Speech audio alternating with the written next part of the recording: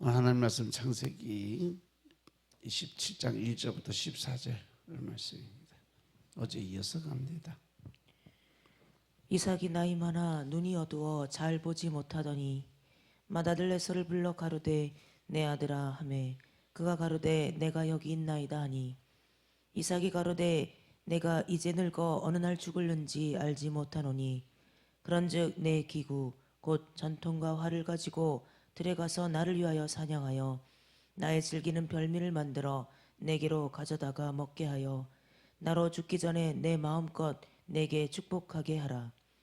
이삭이 그 아들 에서에게 말할 때에 리브가가 들었더니 에서가 사냥하여 오려고 들로 나가매 리브가가 그 아들 야곱에게 일러 가로되 내 부친이 내 형 에서에게 말씀하시는 것을 내가 들으니 이르시기를 나를 위하여 사냥하여 가져다가 별미를 만들어 나로 먹게 하여 죽기 전에 여호와 앞에서 내게 축복하게 하라 하셨으니 그런즉 내 아들아 내 말을 조차 내가 내게 명하는 대로 염소 떼에 가서 거기서 염소의 좋은 새끼를 내게로 가져오면 내가 그것으로 내 부친을 위하여 그 즐기시는 별미를 만들리니 내가 그것을 가져 내 부친께 드려서 그로 죽으시기 전에 내게 축복하기 위하여 잡수시게 하라. 야곱이 그 모친 리브가에게 이르되 내 형 에서는 털사람이요 나는 매끈매끈한 사람인즉 아버지께서 나를 만지실진데 내가 아버지께 속이는 자로 배일지라 복은 고사하고 저주를 받을까 하나이다. 어미가 그에게 이르되 내 아들아 너의 저주는 내게로 돌리리니 내 말만 좇고 가서 가져오라. 그가 가서 취하여 어미에게로 가져왔더니 그 어미가 그 아비의 즐기는 별미를 만들었더라. 아멘. 오늘 하나님이 주신 말씀을 보면 하나님의 택하신 가정에 대해서 말씀을 주시는데 오늘 이 본문에 나오는 이삭의 가정은 하나님의 택하심을 받은 축복된 가정이에요. 근데 오늘 본문에 나오는 이삭의 가정을 보면 하나님이 계획하신 가정이 이럴까라는 생각을 들어요. 아버지는 큰아들만 사랑하고 어머니는 작은아들만 사랑하는 역기능적인 가나 이 가정이죠. 그리고 형의 아우를 죽이려고 하는 그런 깨어진 가정. 근데 왜 하나님께서는 이런 실수가 많은 이삭의 가정을 선택하셨을까? 그 중에서도 왜 야곱만을 또 택하셨을까? 왜 선택받은 믿음의 가정이 하나님의 은혜 가운데 사랑과 또 온유와 겸손으로 무장된 가정이 아니고 깨어진 가정을 왜 하나님이 우리에게 알려주고 계실까? 그냥 생각하기에 하나님의 말씀을 통해서 하나님의 택하신 가정이 이렇게 살아도 된다 하는 것을 알려주시는 걸까? 절대 그럴 일은 없다는 거죠. 그렇죠? 근데 왜 본문에서 하나님께서 믿음의 가정의 실수를 우리에게 보여주고 계실까? 본문을 통해서 나타나는 택함을 받은 사람들의 실수를 통해서 과연 하나님은 우리에게 무엇을 깨달으라고 이러한 말씀을 주셨을까? 가만히 묵상하다 보니까 제일 먼저 생각나는 것이 뭐냐? 인간은 별 수 없다는 것을 우리에게 말씀해 주시는 것 같아요. 믿음의 조상이라도 인간은 별 수 없다는 거죠. 우리가 생각할 때 선택이란 하나님께서 보시면 괜찮은 사람을 선택했다고 생각을 해요. 그래서 우리가 선택받았다는 것에 대해서 자부심을 느끼고 살아가요. 우리가 다른 사람들보다 잘나서 내가 똑똑해서 하나님이 선택해서 나를 사용한다라는 착각을 갖고 살아가게 돼요. 특히들 교회에서 어떤 직분을 맡고 또 주의 종의 사명을 감당하는 그러한 사람들 안에 들어갈 수 있는 가장 큰 이 육적인 세상적인 마음이 뭐냐 하면 바로 자기 자고하는 마음이에요. 자기를 자꾸 높이려고 그러고 자기가 인정받고 싶은 욕심이 자꾸 생기는 거예요. 그런데 고린도전서 1장 27절부터 29절의 말씀을 보면 하나님 뭐라고 말씀하시냐 하면 하나님께서 세상에 미련한 것들을 택해서 지혜 있는 자들을 부끄럽게 하시려고 세상에 약한 것들을 택하셔서 강한 것들을 부끄럽게 하시려고 또 하나님께서 세상에 천한 것들과 멸시받는 것들과 없는 것들을 택해서 있는 것들을 폐하려 하시나니 이는 아무 육체도 하나님 앞에서 뭘 하지 못하게 하려고? 자랑하지 못하게 하려고. 즉 다시 말해서 하나님의 택한 백성들은요, 세상에서 미련한 사람들이고 또 약한 자들이고 또 더 나아가서 천하고 멸시받는 사람들이 바로 택함을 받는 사람이다. 똑똑하고 잘나고 또 사람들에게 높임을 받는 그 자리에 있는 사람들이 아니라 가장 나약하고 부족한 사람들을 들어서 사용하시는 것이 하나님의 뜻이다. 왜? 자기 자랑하는 사람은 하나님이 싫어하시니까. 나를 높이려고 하고 또 내가 남들에게 인정받기 위해서 노력하는 그런 삶을 살아가는 걸 하나님은 싫어하신다. 그런데 사람들 보면요, 이렇게 대화를 하다 보면 늘 자기가 잘났다는 얘기들만 하지 자기 잘못한 것들은 절대 얘기도 안 해. 그죠? 왜? 자기 허물은 감추고 자기 잘난 것만 얘기하고 그 사람들이 인정받고 싶은 욕심들이 있었어요. 근데 그 욕심이라는 건 뭐예요? 죄를 낳고 죄를 짓고 사망이 이른다는 것을 잘 모르니까 그래요. 하나님께서 왜 크고 강한 자인 에서를 버리고 약하고 작은 자인 야곱을 택하셨을까? 그 이유는 선택받은 인간으로 하여금 아무것도 자랑하지 못하게 하기 위해서요. 우리가 누구보다 더 잘나서 똑똑해서 선택받아서 구원받은 것이 아니라는 거죠.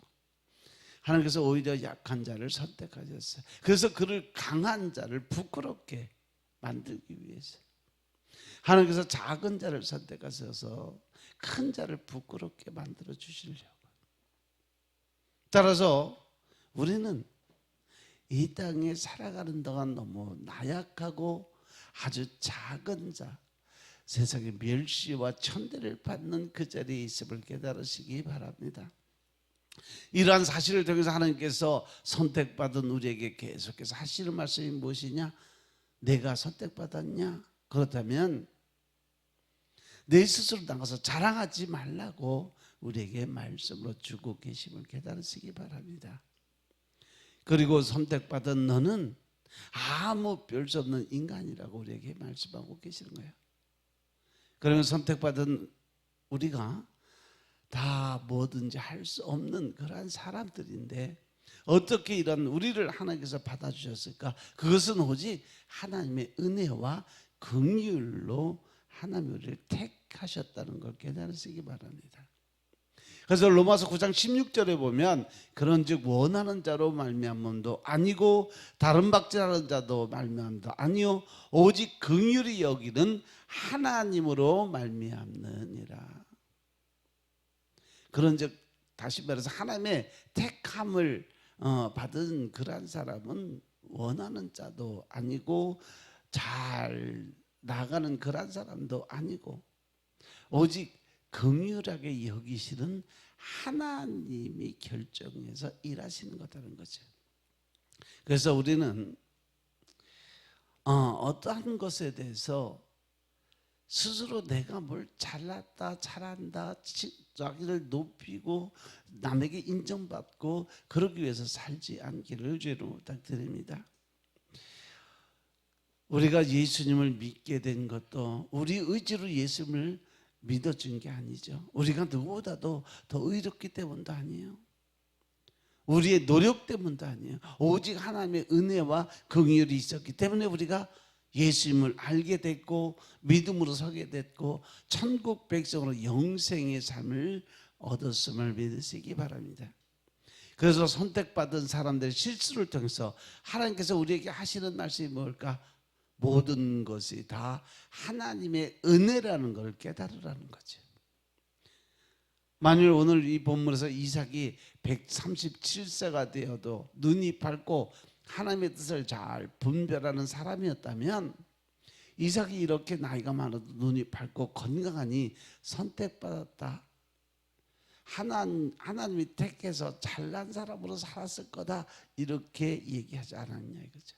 그런데 이삭의 실수를 통해서 그가 나약함을 보임으로 인해서 하나님께서 하시는 말씀이 뭐예요? 이삭의 모든 삶이 다 하나님의 은혜 안에 있었다는 것을 깨달으라는 거죠. 그래서 이삭이 태어날 수 없었는데 태어난 것도 다 하나님의 은혜예요. 이삭이 청소년 시절에 자신을 하나님한테 온전히 바칠 수 있었던 것도 다 하나님의 은혜 가운데 있었음을 깨달으시기 바랍니다.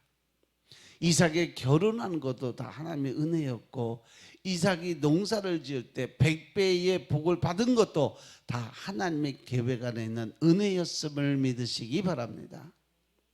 끝까지 은물을 받아가 모든 관계의 문제가 해결되는 것도 하나님의 계획 안에 있는 은혜였음을 믿으시기 바랍니다. 따라서 우리의 삶 모든 것은 하나님이 주관하시는 것이고, 우리는 하나님의 뜻에 합한 자가 되기 위한 노력하는 삶을 살아야 된다는 사실 명심하시기 바랍니다. 그래서 여러분, 내가 나이가 들어서 눈이 잘 보이지 않는다, 아니면 뭐 귀가 참 어두워졌다, 몸이 여기저기 쑤시고 아프다, 그래서 내가 참 부족하고 나약하다는 것을 느끼시는 분들, 당연한 거요. 50년, 60년, 70년 몸 사용했으면 고장날 만도 하지, 뭐 기계도 쓰다 보면 다 망가지는데. 그런데 여러분들은 이것들을 통해서 하나님께서 여러분들에게 하시는 말씀이 뭐냐? 내가 예전에 잘 나갔을 때 그것이 네가 잘나서 그런 게 아니야. 모든 것이 다 나의 은혜 가운데 있었기 때문에 그렇게 살 수 있다라는 것을 깨달은 거죠. 어느 목사님이 고백이 그래요. 젊은 시절에 사역하실 때 젊은 청년들이 아주 많이 모여서, 그래서 내가 말씀이 좋아서 청년들의 수준에 맞게 하다 보니까 청년들의 부흥이 많이 됐다 생각을 하고 열심히 자기 의를 들여 하다 보니까 어느 날 나이가 들어서 깨닫게 된 것이 내가 똑똑해서 젊은 사람들이 모였던 것이 아니었구나를 깨닫게 됐다는 거죠. 그 모든 것이 하나님의 은혜 가운데 있었기 때문에 이루어질 수 있었다는 것을 깨닫게 됐다고 해서 많은 회개를 통해 하나님과 관계가 회복됐다고 그래요. 그래서 우리가 이 사실을 보면서 우리가 알 수 있는 것이 뭐냐? 그것은 여러분들이 하나님 앞에서 우리가 약하다고 하는 것은 절대 문제가 되지 않는다. 내가 좀 부족하게 살아가는 거 하나님 앞에 되면 아무런 문제가 아니라는 거예요. 내가 실력이 좀 없다고 그래서, 내가 재주가 좀 없다고 그래서, 내가 남들보다 뭐 영적인 면이 좀 부족하다고 그래서 하나님 앞에서 문제가 될 수 없다라는 거죠. 나이가 들어서 눈이 어두워지는 거 절대 문제 될 수가 없어요. 귀가 어두워지는 거 마찬가지입니다. 또 내가 나이가 들어서 힘이 없다는 것도 문제가 되지 않아요. 그것을 신약에 와서 사도 바울을 통해서 하나님 우리에게 말씀을 주세요. 사도 바울도 그런 문제를 가지고 살았잖아요. 그죠? 그에게 끊임없이 따라다녔던 연약함이 있었어요. 그래서 하나님께 이것을 없애달라고 간구를 드렸더니 하나님께서 뭐라고 그러셨어요? 고린도후서 12장 9절에 보면요, 내 은혜가 내게 족하다고 그랬어요. 너 그냥 받은 대로 감사하면서 살아. 뭘 이것도 해달라 저것도 해달라. 그냥 네가 살기 불편할 뿐이지 신앙생활하고 영적생활하는데 전혀 지장 없다는 거죠. 왜? 네가 나약해야 좀 더 하나님을 믿고 의지하고 그 약한 데서 내 능력이 온전해질 수 있기 때문에 그런 거다라고 말씀하셨어요. 그때 사도 바울이 뭐라고 그래요? 그러므로 내가 나의 약한 것들에 대해서 크게 기뻐한다라고 고백을 해요. 하나님의 사람들은요, 하나님의 응답이 올 때 그것에 대해서 기쁨으로, 감사함으로, 즐거움으로 받고 그것을 누릴 수 있는 축복을 얻어야 돼요. 그것이 기쁨이에요.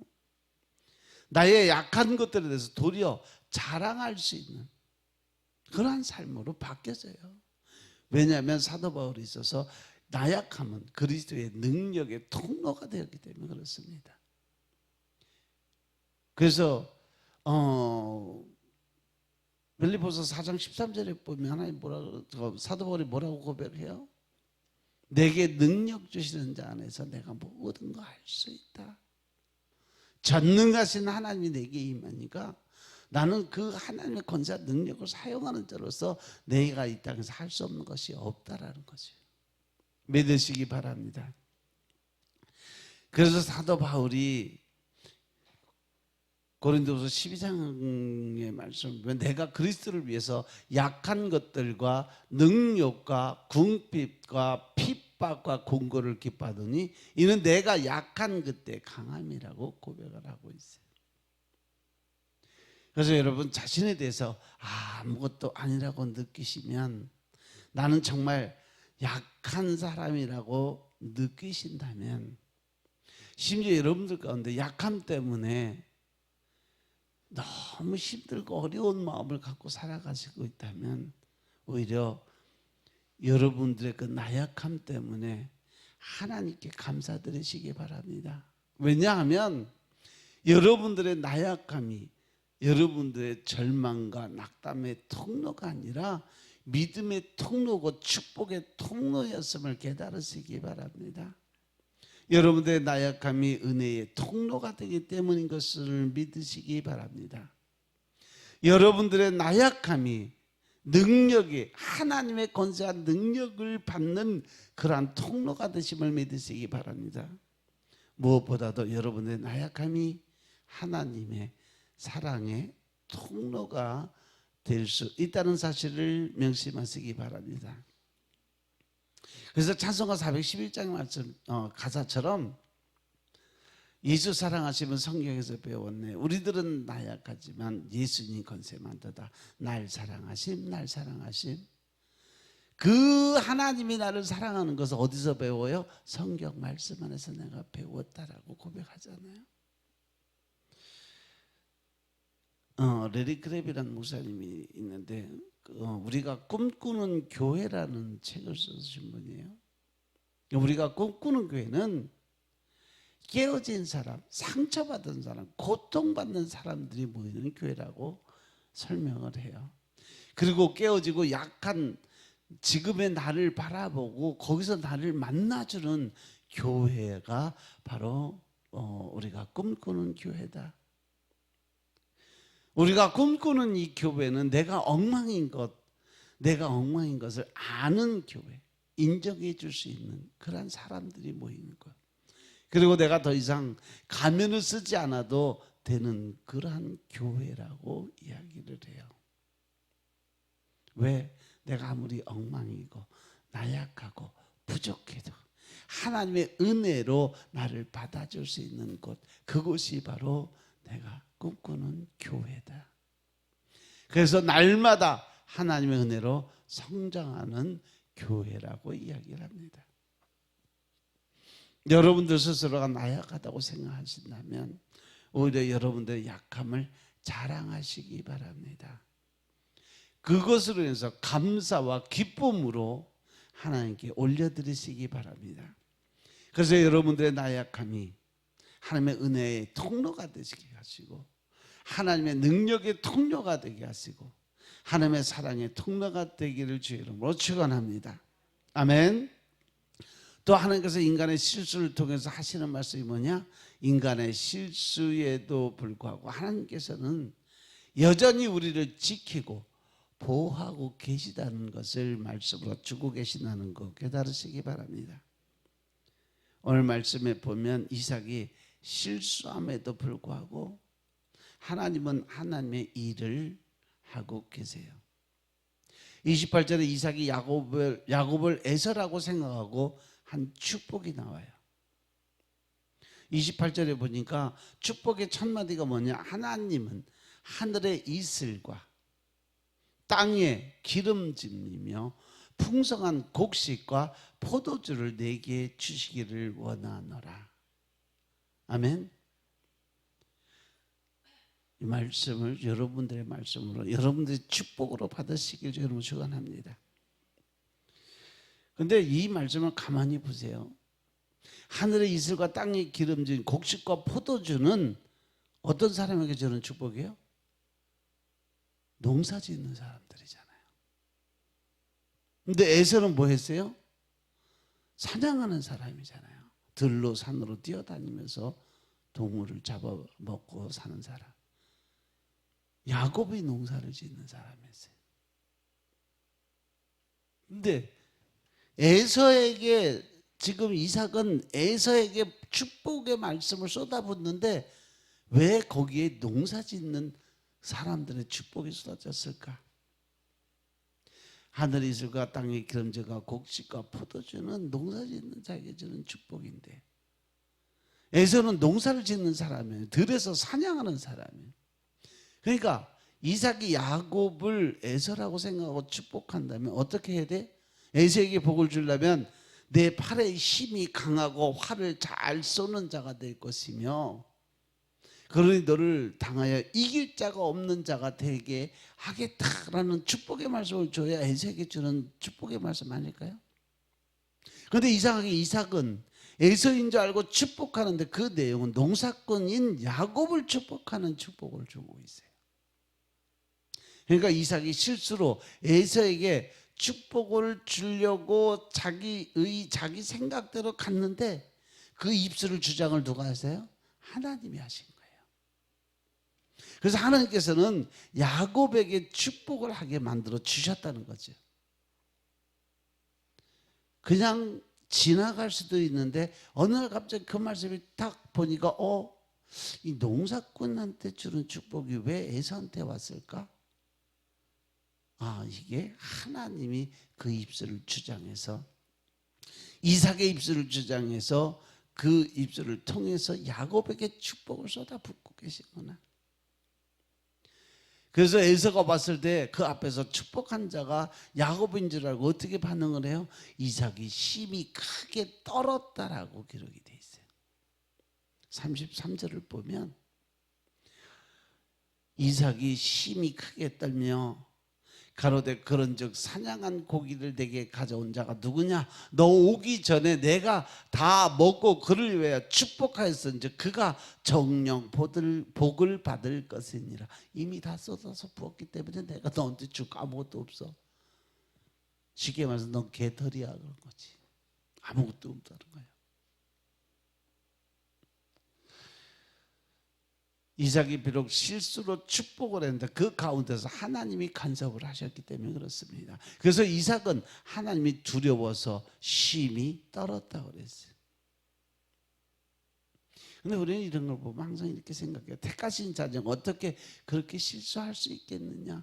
그렇게 실수하면 하나님의 일이 이루어지지 않는다라고 얘기해요. 근데 오늘 이 본문을 통해서 하나님 우리에게 주시는 말씀은 뭐예요? 너희들 사람들은 실수할지 몰라도 하나님은 절대 실수하지 않는다는 거죠. 인간이 실수를 해도 하나님은 여전히 지금도 항상 하나님은 하나님의 일을 이루어 가고 계시다는 사실 명심하시기 바랍니다. 우리는 생각할 때 우리가 약하면 하나님도 약할 거라고 생각을 해요. 내가 어떤 일을 할 수 없으면 하나님도 그 일을 할 수 없다라고 생각을 해요. 그래서 자기가 그냥 생각해서 에이 이건 안 돼. 이거 하나님이 기도를 이런 기도 들어주실까? 믿고 구하면 이미 받은 줄로 믿어라. 이게 하나님의 말씀이에요. 그 말씀을 믿고 내가 기도 드리고 받은 줄로 생각하면 이미 난 그건 받은 거예요. 아멘. 그래서 자기가 생각하기 위해서 자기 수준에 맞는 하나님을 생각하니까 내가 피곤하면 하나님도 피곤하다고 생각을 해요. 이스라엘 백성들이 바벨론 포로로 잡혀갔을 때 그들은 너무 약해서 힘이 없었어요. 그래서 피곤하고 지쳤어요. 그러니까 하나님도 그런 줄 알았어요. 그래서 스스로 자기가 믿는 하나님에 대한 신뢰도가 떨어져서 우상을 섬기고 이방신을 찾고 더 능력 있는 신들을 찾기 위해서 자꾸 멀어져 갔던 거죠. 그때 하나님께서 뭐라고 말씀하시는지 아세요? 이사야서 40장 28절부터 31절 말씀 보겠습니다. 이사야서 40장 28절부터 31절의 말씀이에요.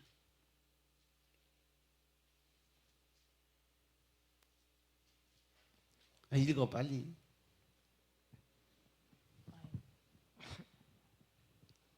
못 찾았어 아직? 너는 알지 못하였느냐 듣지 못하였느냐 영원하신 하나님 여호와 땅끝까지 창조하신 자는 피곤치 아니하시며 곤비치 아니하시며 명철이 한이 없으시며 피곤한 자에게는 능력을 주시며 무능한 자에게는 힘을 더하시나니 소년이라도 피곤하며 곤비하며 장정이라도 넘어지며 자빠지되 오직 여호와를 앙망하는 자는 새 힘을 얻으리니 독수리의 날개치며 올라감 같을 것이요 다른 박질하여도 곤비치 아니하겠고 걸어가도 피곤치 아니하리로다. 아멘. 하나님이 어떠한 분인지 알라는 거예요. 절대 피곤하지 않고 또 졸지도 않으시고 자지도 않으시고 불꽃 같은 눈동자로 우리를 늘 지키시는 하나님. 우리가 실수를 하고 넘어지고 그래도 하나님은 절대 실수하지 않는 분이다. 하나님은 절대로 넘어지지 않는 분이다. 실수하고 넘어져도 오직 여호와 하나님만을 바라보고 주 여호와를 앙망하고 살아가는 그런 사람들이 될 때 하나님께서는요 늘 우리를 지키고 보호해 주신다는 사실 명심하시기 바랍니다. 그래서 설사 우리가 실수하고 넘어진다 할지라도 그 자리에서 또 일어서고 일어설 수 있는 모든 그 힘과 권세와 능력을 하나님 우리에게 늘 공급해 주신다는 거예요. 그 전능하신 전지하신 그 하나님 믿는 여러분들의 삶이 되시길 주님을 축원합니다. 우리는 때에 따라서 내 의를 드러내고 또 내 안에 계신 그 하나님 전능자 하나님이 능력이 없는 그런 하나님을 착각하고 살아가는데 하나님은 절대로 내가 너를 버리지도 않고 떠나지도 않고 내가 너를 지키며 너를 늘 보호하고 있다는 사실 명심하시고 그 하나님을 믿고 살아가시는 하루가 되시길 주님을 축원합니다. 오늘 하루도 하나님을 어떻게 하면 기쁘게 해드릴 수 있을까? 어떻게 하나님을 웃으시게 만들 수 있을까? 늘 연구하고 하나님과 교제하고 묵상하면서 그 하나님의 뜻대로 순종과 복종의 믿음을 보이는 여러분들의 삶이 되시길 주의 이름으로 축원합니다. 아멘. 기도드리겠습니다. 아버지 하나님 감사드립니다. 오늘도 아버지의 은혜 가운데서 우리가 하나님의 뜻과 의를 깨닫고 알게 하시니 감사합니다. 우리 마음속에 신령과 진정의 마음을 가지고 살아가게 하시니 감사합니다. 이제 주님의 말씀에 순복하게 하시고 또 하나님의 나라의 의를 위해서 살아갈 수 있도록 축복하옵소서. 오직 주님만이 나의 전부임을 고백하게 하시고 그를 통해서 이제 오직 주의 영광에서 쓰임받는 도구의 삶을 살게 축복하옵소서. 모든 말씀 우리 주 예수 그리스도의 이름으로 감사드리며 기도드렸사옵나이다. 아멘.